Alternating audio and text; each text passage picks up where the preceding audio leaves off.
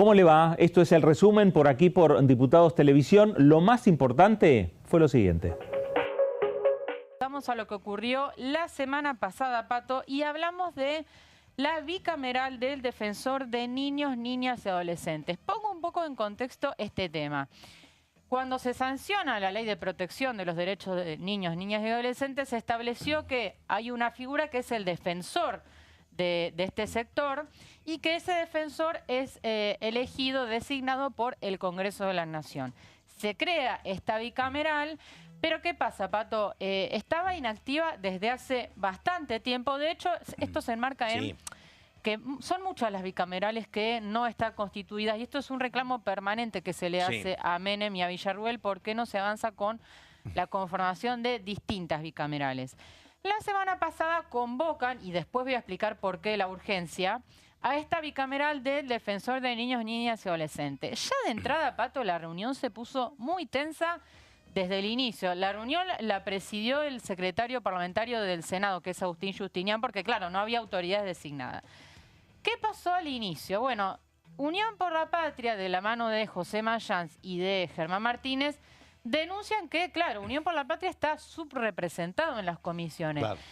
Porque el tema está más grave en el Senado. Pensá, Pato, que aumentaron 34. Un senador, ya están en 34 y tienen pocos representantes en las comisiones y pocas presidencias. Unión por la Patria sostenía que esta bicameral les correspondía... Casi el 45% de todas las comisiones. Con claro, 34. a ver, esto se remonta a cuando Villarruel logra ese famoso acuerdo de la mayoría de 39, avanzan en una conformación que favorecía al oficialismo y aliados. Esa jugada perjudicó a Unión por la Patria, que se quedó con muy poquito representante. Esta discusión se da cada vez que se conforma una comisión y no fue la excepción con el tema de esta bicameral. ¿Qué sucede? Después de toda esa discusión, estaba presente la diputada Nadia Márquez, que es de La Libertad Avanza, es vicejefa del bloque libertario, era la candidata para presidir esta bicameral.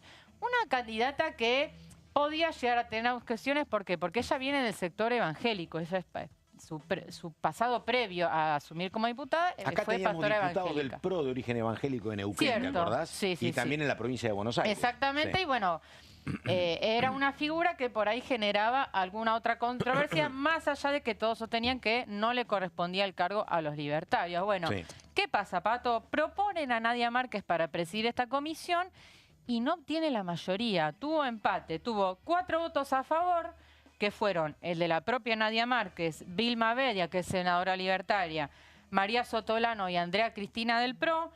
Tuvo 4 en contra, que fueron de Unión por la Patria, Juliana Di Tulio, José Mayans, Eugenia Alianielo y Brenda Vargas Mati. Y después tuvo 2 abstenciones del radicalismo, Natalia Sarapura y Mercedes Valenzuela.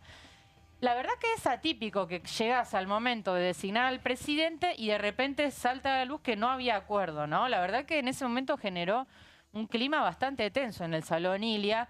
¿Y qué hacen? Bueno, pasan a un cuarto intermedio, Pato, porque dicen, la verdad no podemos irnos de esta reunión sin conformar la bicameral, sería un papelón, sobre todo por la situación en la que se encuentra la Defensoría. Van a un cuarto intermedio, se producen conversaciones y ¿qué pasa? Vamos a la próxima placa. Termina habiendo un acuerdo bastante llamativo entre Unión por la Patria y la UCR para nombrar a Natalia Sarapura, que es diputada de la UCR por la provincia de Jujuy. Ella se había abstenido en la votación anterior, vuelven a votar, proponen a Sarapura y obtiene 6 votos a favor, que fueron los 4 de Unión por la Patria y 2 de la UCR. En algún momento después Nadia Márquez dice, bueno, hay acuerdos subterráneos de los cuales no nos enteramos, porque esto se resolvió de esta manera bastante sorpresiva, ¿no?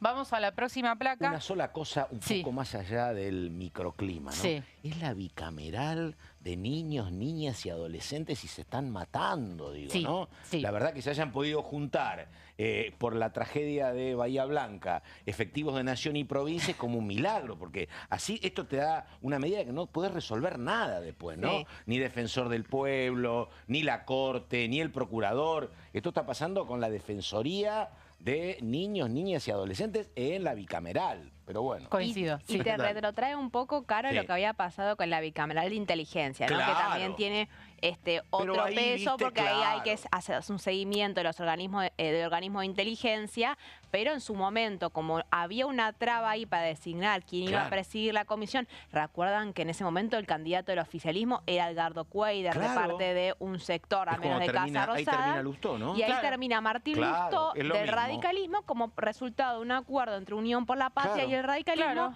porque el oficialismo no lograba conseguir una mayoría y tampoco había una interna porque no se ponían de acuerdo si era Cuéllar o si era en su momento Goberlin Lara, que había una discusión ahí, ¿no es cierto? El radicalismo como llave, o arregla con Libertad Avanza o arregla con el peronismo. Es cierto, termina siendo el fiel de la balanza al final. Por eso, y de vuelta que al ser el fiel de la balanza, teniendo menos representación, termina ocupando una presidencia porque es quien logra negociar con, este caso, el peronismo. Sí, en la bicameral de inteligencia uno lo puede llegar a entender por diferencias políticas. Acá estamos hablando de un tema que debería unir a todos los bloques, ¿no? En eso, la verdad que genera un poco de incomodidad que se discutan este tipo de cuestiones cuando de fondo están el tema de los derechos de los niños. Bueno, ¿qué dijo Natalia Sarapura?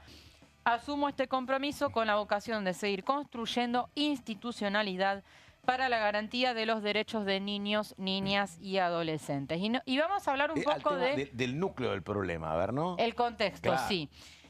Desde la sanción de la ley 26061, que es la ley de protección de estos derechos, que data del año 2005, Marisa Graham fue la primera y la única defensora. Hasta ese momento, año 2020, que fue designada, no había habido defensor. Esto fue una deuda importante que se saldó en el año 2020, plena pandemia, ¿no? Bueno, creo que fue un poco antes de que se declarase la emergencia sanitaria.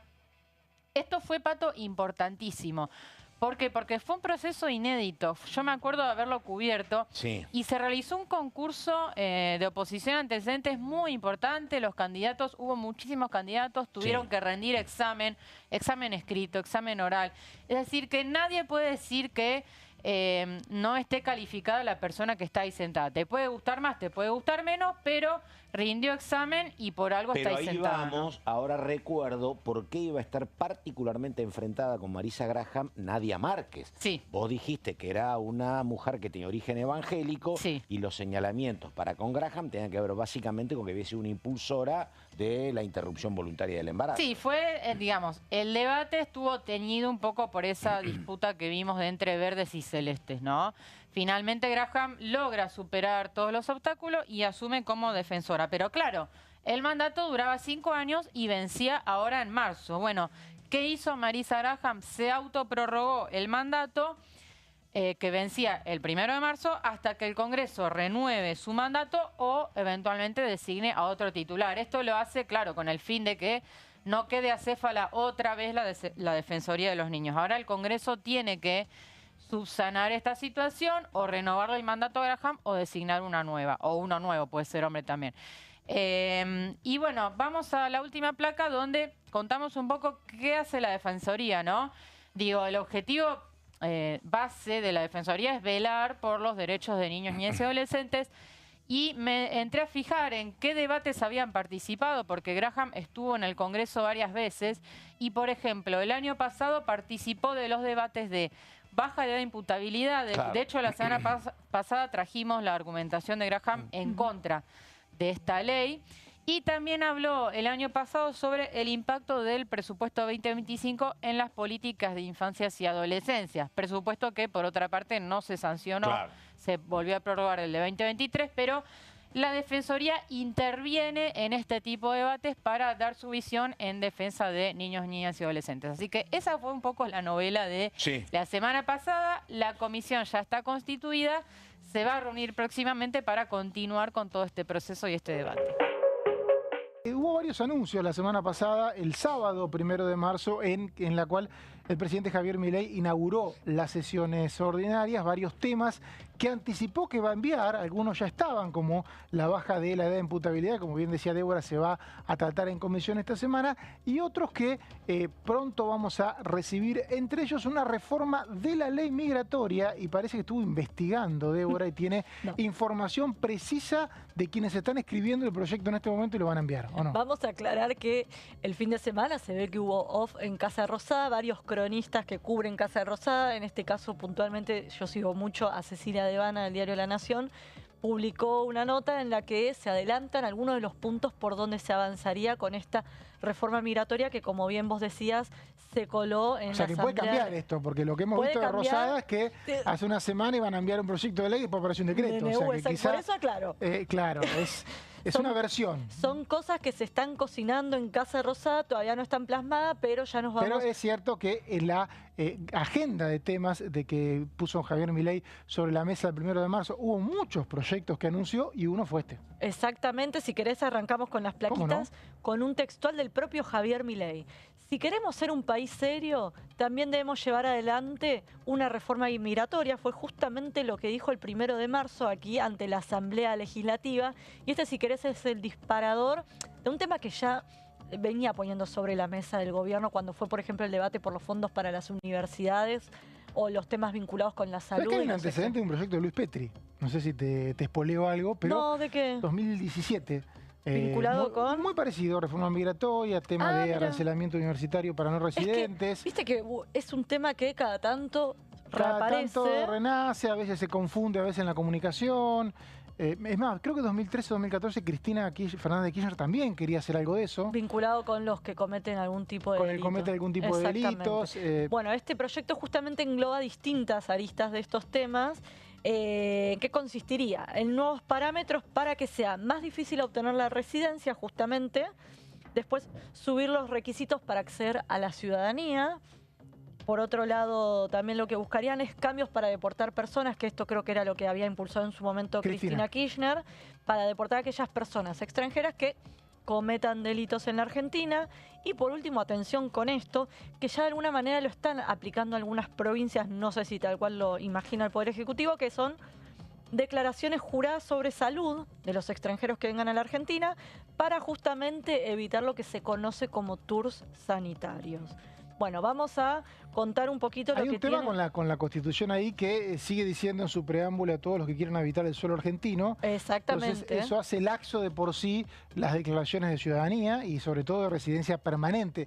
Milei aclaró, cuando habló el 1 de marzo, que todas las restricciones que se ponen para el no residente permanente. Exactamente. No para el que está acá viviendo hace 10 años, ya tiene los papeles de que está viviendo hace 10 años, tiene familia.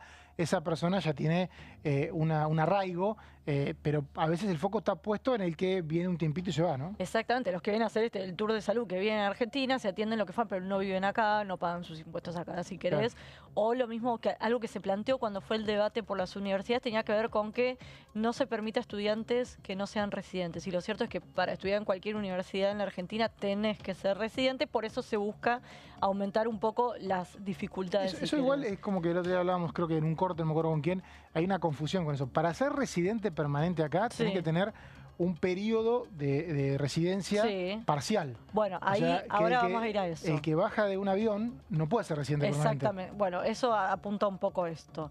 Bueno, tema de educación, que es lo que estábamos hablando. Fijarían mayores requisitos justamente para obtener la residencia y de alguna manera que esto tenga alguna implicancia en el número de extranjeros que se anotan en las universidades, porque ¿qué es lo que plantean desde el gobierno? Que hoy con una residencia temporaria, que es lo que vos marcabas, se puede acceder a educación pública. Eso es así. Bueno, después dos opciones... O sea, no se podría acceder a educación pública universitaria con una residencia temporaria. Exactamente. Ese sería el cambio. Exactamente. Bien. Después, por otro lado, tendrías dos opciones para acceder a formación académica, o sea, ir a una universidad pública nacional. Por un lado, quienes no tengan la residencia, que paguen por acceder a la educación, y que puedan acceder, en todo caso, a aquellos que tengan la residencia definitiva. ¿Bien? Hay gente que vive acá, la residencia definitiva, digamos, no te das cuenta. Exactamente. Es lo mismo que una residencia de un nativo, digamos. Exacto, tal cual. Después, vinculado con la salud, que es lo que hablábamos un poquito. De hecho, la residencia permanente tiene DNI. Exacto. O sea, sí, como un ciudadano más. Exacto. Claro. Bueno, en salud. Quienes ingresen a la Argentina, plantearía el gobierno, deben firmar una declaración jurada diciendo que no harán uso de la salud pública.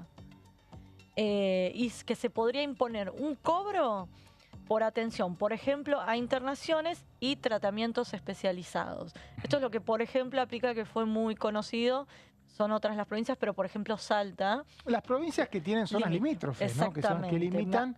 En algunos casos habían firmado convenios de reciprocidad. Sí, creo que Jujuy en firmó su momento. Para que la gente... Lo que pasa es que es complicado el convenio de reciprocidad porque si esos países justamente vienen a la salud acá porque no tienen buena salud ahí, entonces no puede ser recíproco. Exactamente. Quizás se puede pagar de otra manera. Pero pasó, ¿te acordás? Era un jujeño, creo que fue, que tuvo un accidente o lo que fuera en un país vecino y no lo atendieron pese a que era una urgencia. Lo que se contemplaría para estos casos, que es lo que aplican provincias como Salta, que si tenés una emergencia y sí te atenderían. No es que si vos te venías a un claro, lo que pasa es que por ahí no te atienden en otro país limítrofe porque no tienen los instrumentos. Sí, o porque no es emergencia. No, y aparte por ahí para una emergencia no tienen los instrumentos, eso puede pasar. Bueno, y después lo vinculado con acá, las expulsiones para los extranjeros en la Argentina. Que eso ya aplica. Bueno, yo te voy a leer y vos me decís qué aplica. Eso nunca entendí eso. Se dispondría, pero tiene una novedad. A ver. Se dispondría la expulsión de los condenados con penas condicionales, no a quienes tengan condenas de cumplimiento efectivo, porque ¿qué plantean desde el gobierno? Se lo favorecería. Claro. Y por otro lado, y esto pienso mucho en las manifestaciones, que dice que se expulsaría a quienes promuevan daños contra el patrimonio público. Tremendo, tremendo, porque hay que determinar eso.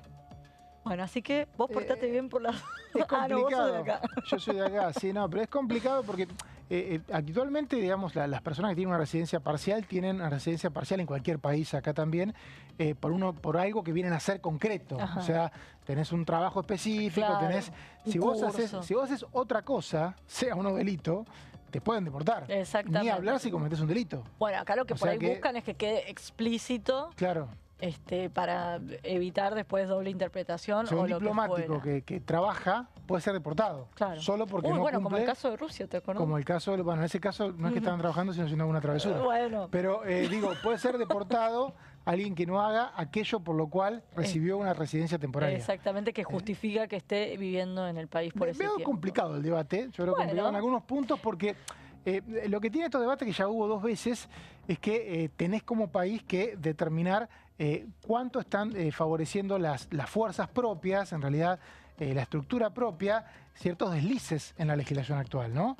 O sea, por ejemplo, esto, si una persona cometió un delito y no fue deportada, bueno, ¿cómo actuó la justicia? ¿Cómo actuó la fuerza de seguridad? Sobre todo la justicia.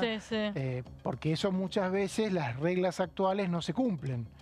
Ese es el gran debate cuando se habla de endurecer algún tipo de restricciones a los extranjeros, ¿no? Eso y lo que vos planteás que dice la Constitución, entonces algunos ya se escudan en eso para decir las cosas como están bien. No, pero la Constitución no dice que alguien puede venir acá y cometer un delito. No, estoy pensando en el tema de salud o educación, que algunos dicen, no, o algunos te plantean, es muy poco el volumen de extranjeros que vienen a estudiar a la Argentina y además vienen a la Argentina y consumen acá, pagan impuestos acá, entonces al final te termina... Según el tiempo que se quede en eso. Exactamente. Eso aplica también para el local que se va. Exactamente, y lo que te plantea también es que por ahí es mucho más lo que deja que el costo que le significa al Estado. Hay distintos estudios, distintas posturas, es un tema mucho más complejo. Lo que dicen desde Casa Rosada, por lo menos lo que contaba la colega del diario La Nación, es que todavía no está definido en qué momento del año se va a impulsar. Viste que acá está todo medio como digitado, a ver qué temas empiezan a instalar en la agenda. Bueno, hay que ver cuándo se impulsa este proyecto. Es un tema sensible porque como que todos somos un poco extranjeros, venimos de abuelos extranjeros y generalmente nadie tuvo mayores problemas. Y más acá en el tiempo venezolanos, por ejemplo. Es muy común cruzarte con venezolanos por todos lados y lo tenemos totalmente naturalizado. Así que bueno, hay que ver diferentes comunidades que han ido instalándose alrededor del tiempo. Todas esas cuestiones que seguramente cuando hay un debate se ponen en relieve. Y en muchos casos, esto que decía recién, me parece, el contralor que ya existe quizá no es suficiente. Y en muchos casos, ¿por qué? Las propias instituciones no están funcionando. En el caso de las fronteras, digamos, está claro, digamos, es el gobierno, en realidad la fuerza del gobierno, la justicia, lo que tiene que controlar. Exactamente, no es que está permitido pasar de cualquier manera. Los coladores que hay. Los coladores. También es cierto, lo de la declaración jurada me parece bien, porque en muchos casos puede ser que falseen el motivo de la visita, ¿no?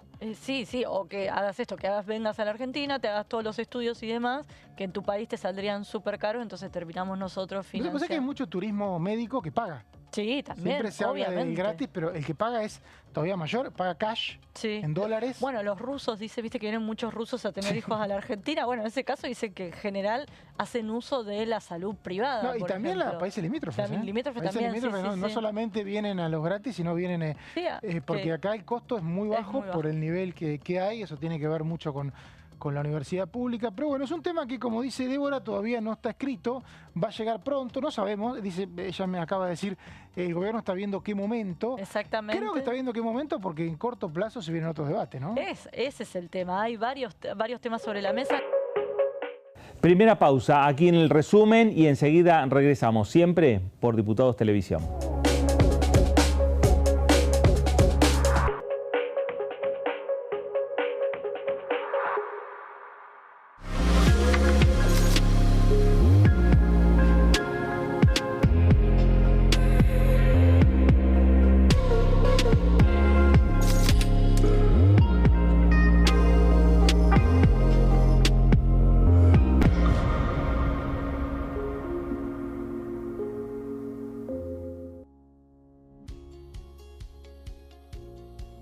La Cámara de Diputados tiene 257 miembros.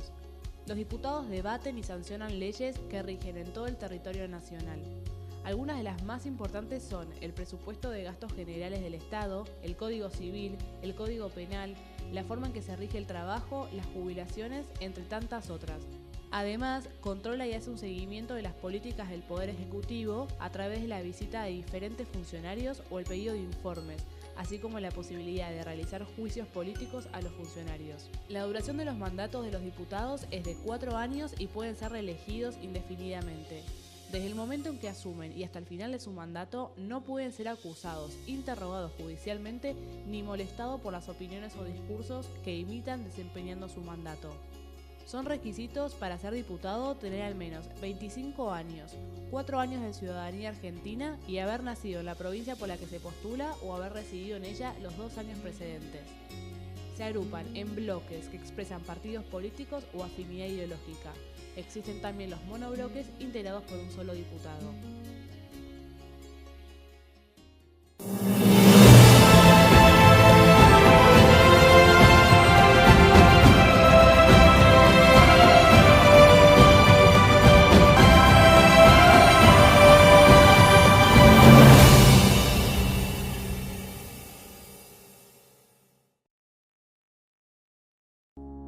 Las sesiones son el espacio donde los diputados debaten proyectos de ley para su aprobación, modificación o desaprobación.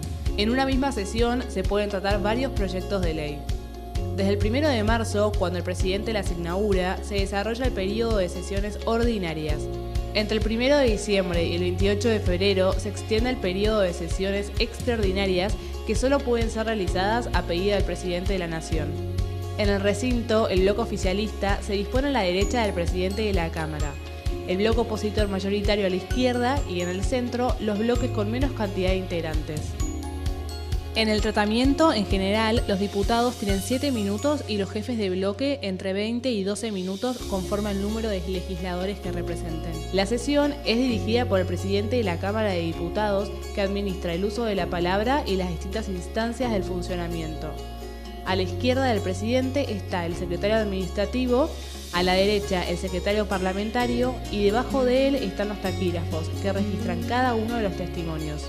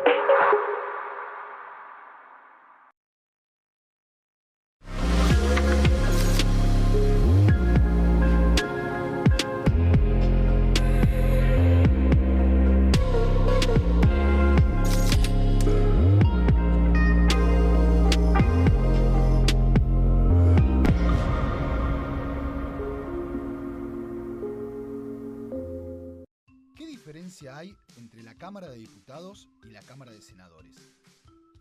La Cámara de Diputados representa al pueblo de la nación argentina. Esto significa que las provincias más grandes y con mayor cantidad de habitantes tienen muchos más diputados que las provincias más pequeñas. La manera de establecer las cantidades es proporcional. La Cámara de Senadores representa a las provincias. Cada provincia envía 3 senadores al Congreso Nacional. El total de senadores es 72, dado que las provincias argentinas son 24. Este es un número fijo. Por ejemplo, la provincia de Buenos Aires cuenta con 70 diputados nacionales y la provincia de Tierra del Fuego con 5. Pero tanto la provincia de Buenos Aires como la de Tierra del Fuego cuentan con 3 representantes cada una en el Senado de la Nación. Cada 2 años, el Congreso Nacional renueva la mitad de sus diputados y 1/3 de sus senadores nacionales. El mandato de los senadores es de 6 años, mientras que el de los diputados es más breve, dura solamente 4 años.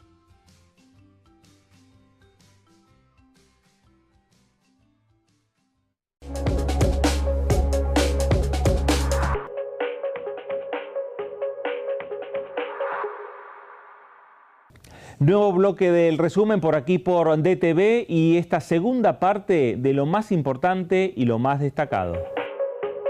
Mañana va a haber una reunión de un tema que el presidente también mencionó el sábado 1 de marzo, que prometió revisar, pero que todavía no hay proyecto oficial, pero que aún así mañana se va a debatir. Estamos hablando de las retenciones a las exportaciones agropecuarias. Mañana empieza el debate, Marcos. Primera reunión de comisión del periodo ordinario de sesiones, podríamos titularlo de esa manera.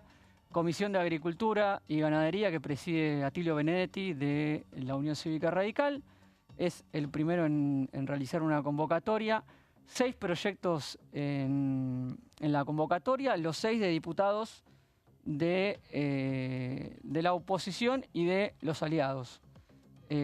Podríamos definirlo de esa manera. Son 6 alternativas que tienen. O sea, no hay ningún proyecto de la Libertad Avanza. Eso no sería... hay proyecto de la Libertad Avanza, pero sí hay del PRO. No hay proyecto de Unión por la Patria. Sí hay de un ex Unión por la Patria. Como Roberto Mirabella. Como Roberto Mirabella. Vamos a mencionar cada uno de esos temas. El primero es la coincidencia de dos proyectos de reducción progresiva de retenciones. Uno es de Oscar Agos Carreño, que plantea la necesidad de ir reduciendo en un margen de 5 años las retenciones de manera progresiva. Coincide también con un proyecto de Fabio Ketglas de la Unión Cívica Radical. Estos dos plantean la idea de ir bajando el margen de retenciones de manera progresiva hasta llegar a 0. Esto generó mucha suspicacia cuando se debatió el presupuesto 2022 porque le decían, qué vivo, vos querés ser gobierno y ser el último que tenga retenciones, que la saque el gobierno que te sigue a vos. Claro. Es complicado eso, ¿no?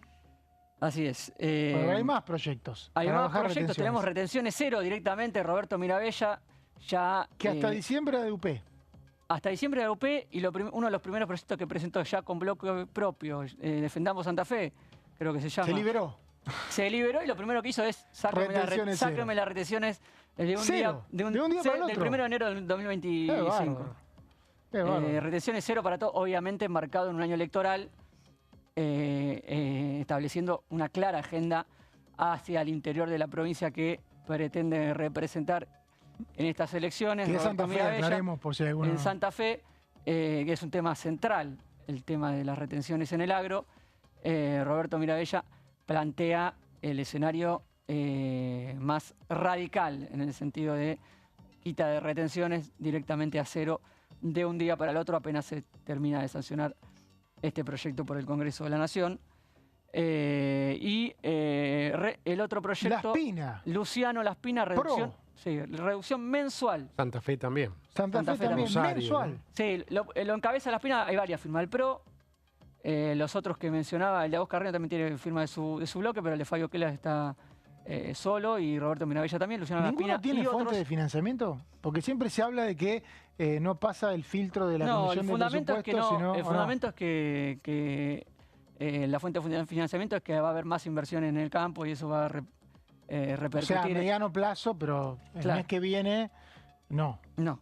Ah, mira. Reducción mensual de retenciones, una quita mensual de 0,35 para los productos del agro y también Coalición habilita... cívica 0. Sí, también parecido al de Roberto Mirabella, el de... Todo 0. Con excepciones para algunos productos derivados de la soja y algunos otros productos también derivados del trigo y del maíz, que están especificados en el proyecto. Yo, para hacer una síntesis, no los enmarqué, pero en general retenciones 0 como base de proyecto, como base conceptual del proyecto, y después algunos incisos donde hay algunas excepciones, donde se permite hasta cierto punto alguna retención a algunos derivados de la soja principalmente. Y el último proyecto, retenciones 0 para el trigo, únicamente propuesta de Manuel Aguirre, diputado de Corrientes de la Unión Cívica Radical.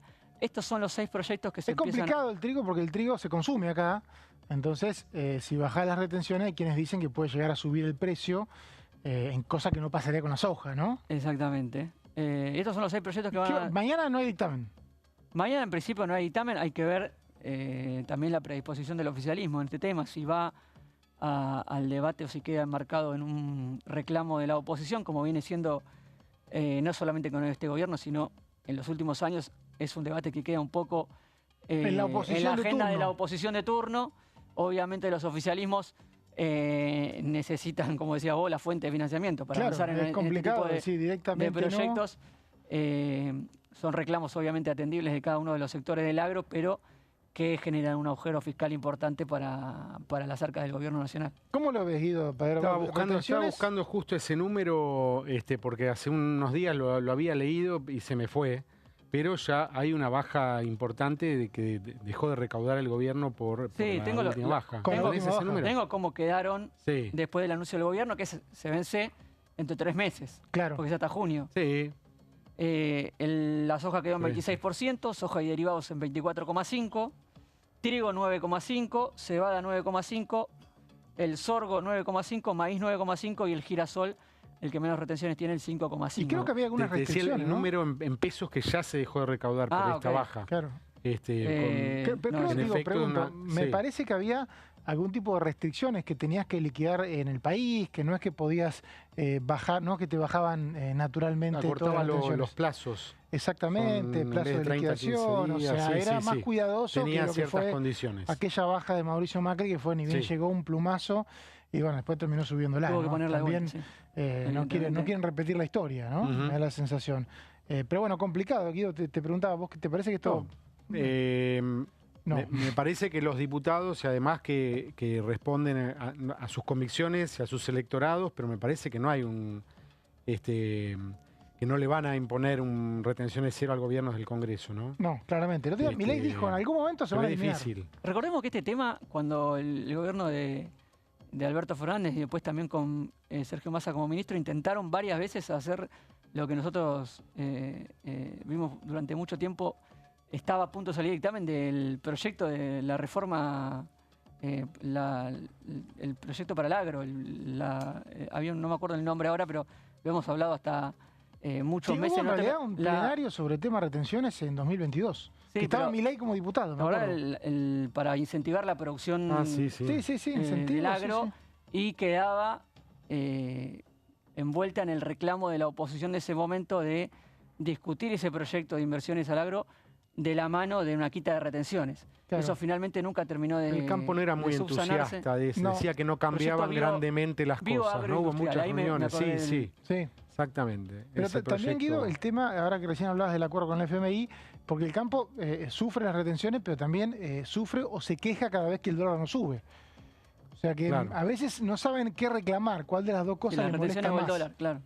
Sí, no, el tema es que los insumos les han subido en dólares, necesitan más toneladas de soja que antes para pagar el costo de los insumos.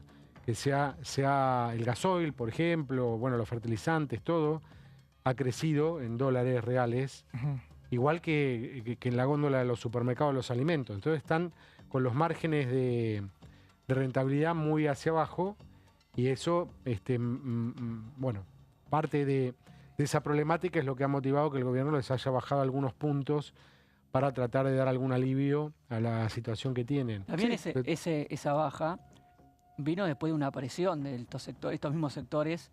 Muy fuerte. Muy fuerte que están llevando adelante este plenario de comisión, que es la Unión Cívica Radical, con Maximiliano Puyaro, y el peronismo federal, si se quiere, o el peronismo no kirchnerista, con Martín Yarlora. Esos dos gobernadores y algún sector más de la política vinculado a estos dos gobernadores fueron los que empezaron a ejercer presión a principio de año y terminó con esta baja que anunció el gobierno. Sí, recordemos también como dato, hay estos grandes empresas del agro, estos pool, en los Grobo entre ellas, que tienen una situación financiera complicada, no pudieron pagar obligaciones negociables.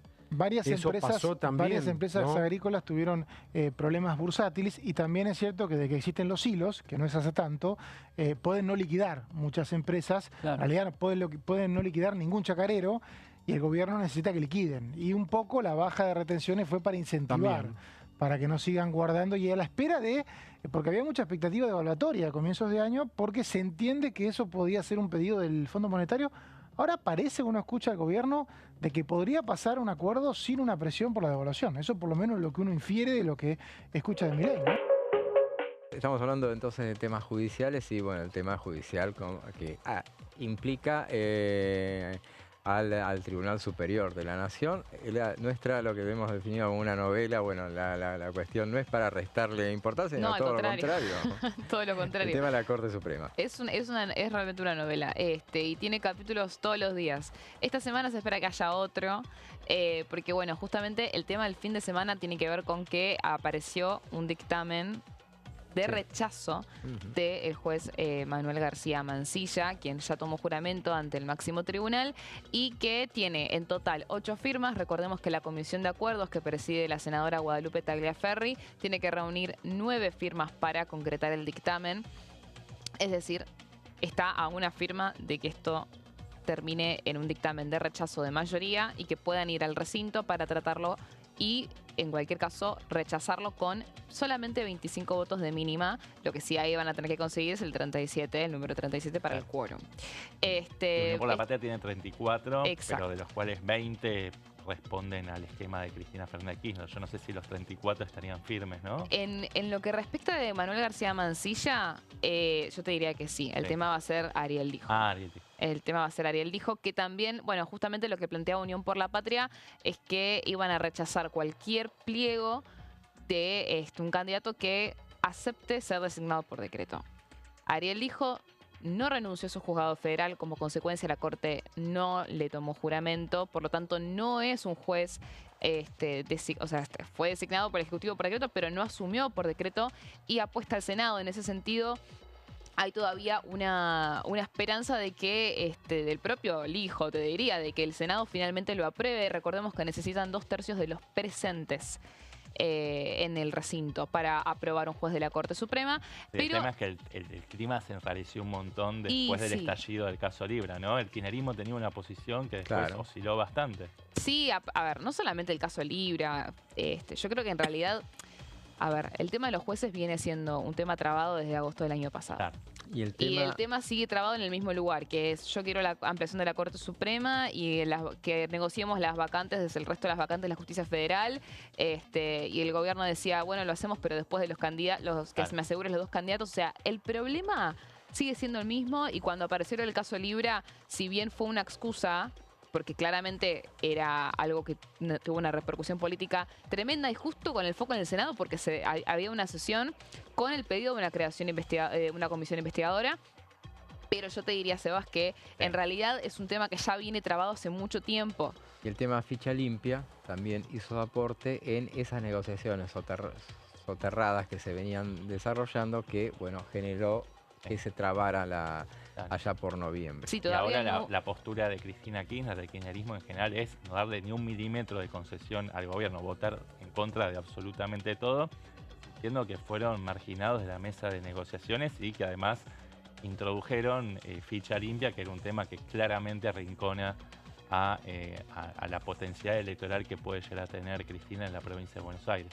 Sí, y la Corte también ahí teniendo un rol muy importante con respecto de lo que es su condena por la causa vialidad, porque ella tiene doble condena, por lo tanto ahora en una apelación va a depender de la Corte Suprema. Entonces yo creo que el tema de los jueces en el caso de Cristina es muchísimo más relevante que el fantasma de ficha limpia, que a todo esto todavía no hay novedades de impulsar ficha limpia en el Senado. Por lo pronto tenemos un Senado que está prácticamente bloqueado y que no pueden hacer una sesión preparatoria. Entonces va a ser difícil que eso tenga futuro, al menos en el futuro cercano, por cómo está el ambiente en este momento. Pero bueno, lo que sí quieren hacer... de esas firmas en cuestión. Bueno, ahí tenemos el detalle de lo que son los 2 dictámenes de rechazo de Manuel García Mansilla. Tenemos uno que corre por parte de los senadores de Unión por la Patria que integran la Comisión de Acuerdos, y después otro que está firmado por Guadalupe Tagliaferri y Martín Lustó. Ahora, para mí, digo, ahí te consulto, las firmas de Unión por la Patria son 6, pero en realidad son 7. Ese es un tema que va a entrar en discusión. Ya iba a ir a eso si vamos a la placa número 2.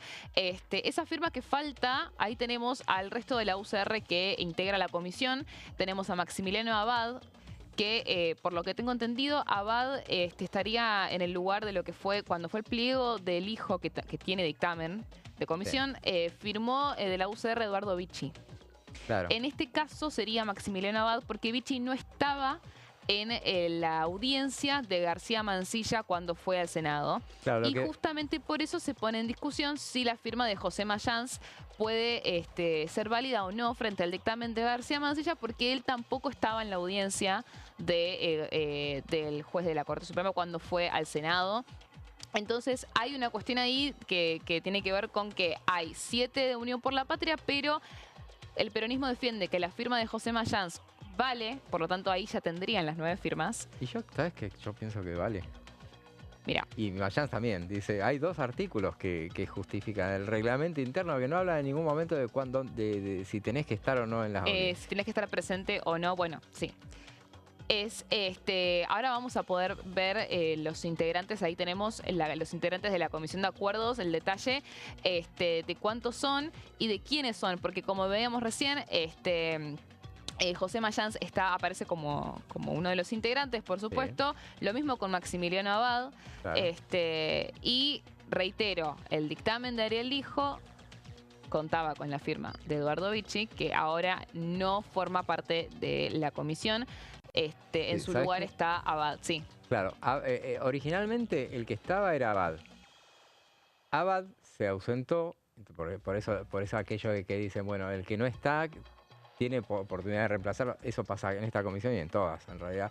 En su lugar designaron a Pablo Daniel Blanco, el fueguino, que es muy crítico. Entonces, cuando iban por el dictamen del hijo, dijeron, no, lo corremos. Y lo corrieron a Blanco. Y pusieron a Vicchi en lugar de Abad. Vicchi solamente para firmar ese que él dijo que no lo firmaba y al final lo firmó. Sí. Y ahora se vuelve a ir Vicchi y volvió, en este caso, Abad. Abad. Bueno, todo eso en realidad, bueno, si se termina de alguna forma resolviendo la cuestión de la firma de José Mayans, ahí ya tenés un dilema muy importante. Porque justamente se da una situación parecida y tenés el antecedente de lo que fue el caso de la UCR con el pliego con el dictamen del hijo. Pero bueno, esa disputa va a ser clave esta semana, porque a partir de ahí se resuelve si consiguen o no consiguen las 9 firmas. ¿Te podría sumar Abad? Bueno, Abad es un senador que va muy de la mano con Martín Lustó, que sí firmó un dictamen de rechazo aparte. Podría sumarse la firma de Abad y ahí completan las 9 firmas sin necesidad de la de José Mayans. El resto de los integrantes que están en la comisión, bueno, a ver, de la UCR, Juri y Lozada, no son senadoras de la UCR opositoras necesariamente, si bien pueden llegar a tener opiniones más críticas, generalmente funcionan en alianza con el oficialismo, que reiteramos, o sea, tanto pasan diputados y pasan el Senado, no es el caso de todos los radicales. O sea, que la gran duda es Abad, que... Yo creo que la gran duda es Porque aparte no tiene gobernador, entonces Yuri es muy Cornejo. Y entonces Cornejo no está distanciado del gobierno. Abad en realidad está enfrentado políticamente a Martín Lustó, representan corrientes mantienen una hostilidad recíproca en la provincia de Buenos Aires. Bueno, Lustó también hace base en la ciudad de Buenos Aires, pero en este tema parecería que podrían llegar a coincidir, Dani. Yo creo que en lo que respecta a los jueces pueden llegar a coincidir. Ahora, hay que ver quién se anima a poner esa firma para rechazar a un juez que la Corte ya le tomó juramento. Y acá es donde se va a poner interesante cómo se resuelve, para repasar y terminar con el tema de los integrantes de la comisión. El resto de que las integran, estamos hablando de, ya te diría, aliados del oficialismo, como el correntino Espínola, por supuesto, bueno, los propios miembros de La Libertad Avanza, y el misionero Arce, que también juega bastante en coincidencia con el gobierno. Entonces, esta es la gran pregunta. ¿Qué pasa si el Senado rechaza al pliego de García Mansilla? ¿Qué pasa? Bueno, el gobierno ya dio una opinión al respecto. No sé si tendremos una placa con la cita de Guillermo Francos. Pero fue polémico lo que dijo. Dijo que el rechazo del acuerdo no implica que deba dejar el cargo de inmediato, porque su designación fue realizada constitucionalmente y si el Senado lo rechaza, sigue en funciones hasta el 30 de noviembre. Esto es algo que, José, lo vienen diciendo en Casa Rosada desde el año pasado, cuando empezaron a decir, nosotros contemplamos la posibilidad de designar a jueces por decreto, que creo que fue oficializado recién en noviembre del año pasado, cuando fue que vino justamente el jefe de gabinete Guillermo Francos al Senado a dar su informe de gestión, que José Mayans le termina presentando una carta diciendo nosotros no vamos a aprobar a ningún juez que sea designado por decreto. Bueno, ahí ya se empezó a hablar sobre esta posibilidad y decían, lo que tenemos para asegurarnos es un año en comisión. ¿Por qué? Porque ellos plantean y siguen esta interpretación jurídica de que la atribución del presidente de poder designar a través de un decreto simple, un decreto especial, que no debe ser tratado por el Congreso, a un juez o cualquier tipo de empleo que se libere su vacante, que requiera acuerdo del Senado y que se libere su vacante durante su receso, es una atribución que es aparte de la que tiene el Senado para justamente tratar los pliegos que envía el Ejecutivo, en este caso estamos hablando de la Corte Suprema de Justicia. Por eso es que el Senado no trata el decreto. El Senado lo que puede tratar es el pliego que ya fue presentado, pero no el decreto. Entonces lo que plantea el Ejecutivo es, pueden hacer lo que sea con los pliegos, pero el decreto, que es una vía paralela, no se puede rechazar, por lo tanto sigue firme. Y si sigue firme, quiere decir que hasta el 30 de noviembre, como plazo de mínima para el Ejecutivo, se aseguran que García Mansilla continúe frente a la Corte Suprema. ¿Qué dicen en el Senado? En este momento no hay ninguna forma de voltear un nombramiento de un juez. A través de un decreto, claro. En el Congreso. Claro, eso es lo que dice. El 30 de noviembre nada te dice que puedan sacar un nuevo decreto. Exactamente. Con un nuevo nombramiento ese es el debate que se va a dar porque justamente no tiene precedentes. Claro, o sea, no tiene precedentes y en ningún momento la Constitución o cualquier ley te dice no podés designar por decreto de forma consecutiva. No hay un impedimento, lo podrían hacer tranquilamente. Y estamos hablando de que ya para fines del año legislativo, que justamente el 30 de noviembre es cuando se termina el año legislativo, tenés un Congreso que está renovado.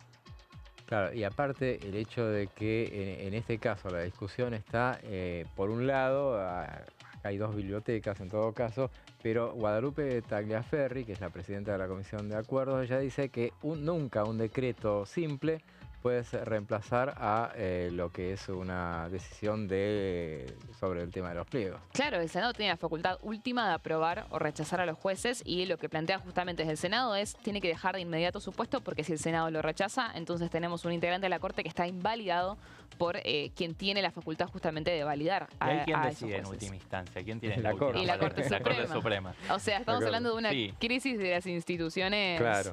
Hay que ver si los fallos García Mansilla va a fallar sobre su propia situación personal. Y hay que ver a ver cómo reacciona el resto de las cámaras federales, si ellos van a tomar como válidas los fallos de una Corte Suprema que tiene un juez rechazado por el Senado. Claro, eso, si es que terminan avanzando con el rechazo. Esta semana va a ser clave y con esto cierro el tema. A ver si realmente avanzan con, primero, firmar el dictamen de Mansilla. Recordemos que si no tiene dictamen necesitarían 2/3 para tratarlo y eso es imposible de conseguir, te diría. Entonces, quieren buscar el dictamen de Mansilla y a partir de ahí definen si van o no van a una sesión para tratar los pliegos de ambos candidatos de Javier Milei. ¿Cómo le va? Esto es Pasos Perdidos, por aquí por Diputados Televisión, el día después de lo que fue la sesión, lo que dejó la sesión en la Cámara de Diputados de la Nación, primera sesión ordinaria de este año 2025. Señora Amanda Alma, ¿cómo le va? Buenas tardes. Bien, muy bien. Una sesión que dejó muchas cosas, dejó muchas impresiones, algunos proyectos aprobados, algunos rechazados, algunos emplazamientos que se pudieron lograr y un final intempestivo con falta de quórum que impidió seguir tratando algunos emplazamientos que se venían proponiendo y también la regularización de una de las comisiones. Tema que se repitió hoy en el Senado. Hoy el Senado de la Nación tuvo varias comisiones, 2 por lo menos, una de ellas bicameral, y ahí estuvieron varios diputados, entre ellos el presidente de la Comisión Revisora de Cuentas, Miguel Ángel Pichetto, algunos otros diputados de otros bloques y senadores, solicitando la regularización de varias de las comisiones bicamerales que todavía no se constituyeron y que, bueno, tienen que estar designadas sus autoridades. Claro. Eso es una de las inquietudes que tienen hoy los diputados frente a varios debates que tienen que asumir y que no tienen dónde canalizarlos. Claro, exactamente. La sesión de la jornada de ayer lo que dejó ya es un trabajo importante e interesante para el recinto o las comisiones de la Cámara de Diputados para la semana que viene. Para el martes, para el miércoles, van a ser 2 jornadas a pleno a partir de los emplazamientos que aprobó este Congreso Nacional o que aprobó la Cámara de Diputados respecto a los temas derivados de la situación de las criptomonedas. Por un lado, lo que es los pedidos de interpelación y pedidos de informes, y por el otro lado, la creación de una comisión investigadora. Ahí hay 2 alternativas o 2 iniciativas, podemos decir, porque por un lado está el proyecto que habla de crear una comisión investigadora en el marco de la Cámara de Diputados y por el otro lado hay otro proyecto, el de Oscar Sago y del MIT, que habla de crear una comisión investigadora de carácter bicameral. 16 integrantes, 8 diputados, 8 senadores y a partir de ahí empezar a hacer el trabajo que tiene que hacer una comisión investigadora, investigar, ¿no? Respecto a qué es lo que sucedió en la República Argentina. Y por el otro lado, un disparador que se dio hoy, bien vos decís en las reuniones en el Senado Nacional, en esa comisión mixta que tiene que ver con las cuentas. Sí, con la ejecución presupuestaria, en definitiva. Exactamente. Surgió el tema de la Auditoría General de la Nación. Sí, exactamente, porque esa es la comisión que articula con la Auditoría General de la Nación, a quien en definitiva el Poder Legislativo le solicita particularmente que trabajen algunas auditorías en particular. El año pasado fueron las universidades. Bueno, esa comisión se estuvo reuniendo hoy y estableció un régimen de encuentro quincenal. Cada 15 días van a ir avanzando con las cuentas que quedan por auditar, van a auditar algunas que quedan todavía del 2019, del 2018. Eso es lo que van a abocarse. Miguel Ángel Pichetto ordenó la información, tuvo un trabajo muy arduo en las semanas anteriores y manifestó que la intención es juntarse regularmente, 2 veces por mes, para ir cada encuentro saldando algunas discusiones de cómo se estuvo ejecutando los presupuestos de aquel entonces. Claro. Siempre hay un pequeño delay, un pequeño retraso, pero viene acumulándose un poco de información en los últimos tiempos. Bueno, ¿tenemos títulos? Tenemos títulos y los presentamos en este momento. Comenzamos con el tema inundaciones en Bahía Blanca. Diputados aprobó por unanimidad el estado de emergencia que se declaró, bueno, en una iniciativa muy importante, ponerse de acuerdo sin ningún rechazo, sin ninguno de los bloques que se quedará fuera de esta discusión, más de 230 votos favorables.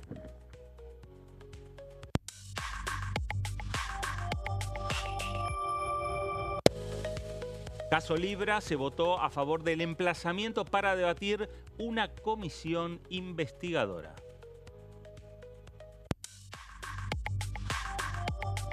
Último título tiene que ver con el acuerdo con el Fondo Monetario Internacional. Hoy terminó siendo suspendida la Comisión Bicameral de Trámite Legislativo. Debía definirse las autoridades en esta nueva etapa del periodo de sesiones ordinarias. Lo más importante, lo más destacado de esta semana en este resumen, por aquí, por Diputados Televisión. Gracias y nos reencontramos.